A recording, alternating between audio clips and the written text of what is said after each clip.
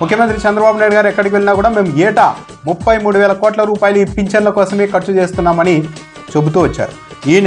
ఈ ఫిబ్రవరి నెల డేటా తీసుకున్నా సరే గవర్నమెంట్ అఫీషియల్ వెబ్సైట్ ప్రకారమే ఈ నెలలో ఫిబ్రవరి నెలలో లబ్ధిదారుల సంఖ్య 63,59,907 మంది. ఈ నెల అమౌంట్ డిస్ట్రిబ్యూట్ చేసింది 2,719 కోట్ల రూపాయలు, 2,700 కోట్ల రూపాయలు అనుకోండి. ఈ లెక్కన 12 నెలలకి ఇప్పుడున్న డేటా ప్రకారం ఈ నెల ప్రామాణికంగా తీసుకున్న లబ్ధిదారుల సంఖ్య ఆధారంగా ఇలా తీసుకుంటే ఏడాది కంటే 12 నెలలకి 32,634 కోట్ల రూపాయలు కావాలి. అయితే ఈరోజు పయ్యావుల కేశవ్ గారు ప్రవేశపెట్టిన బడ్జెట్ లో మాత్రం ఎన్టీఆర్ భరోసా పింఛన్ల కోసం ఏడాది మొత్తానికి కేవలం 27,518 కోట్లు కేటాయించారు. అంటే ఇప్పుడున్న డేటా ప్రకారం చూస్తే దాదాపు 32,600 కోట్లు కావాలి. కేటాయించింది మాత్రం 27,500 కోట్ల రూపాయలు. అంటే దాదాపు 5,116 కోట్ల రూపాయలు తక్కువ కేటాయించారు. ఎందుకు ఇలా కేటాయించారు అంటే ఇప్పటికే ప్రభుత్వం చాలా మంది పింఛన్లను ఏరివేసే కార్యక్రమాన్ని మొదలుపెట్టింది.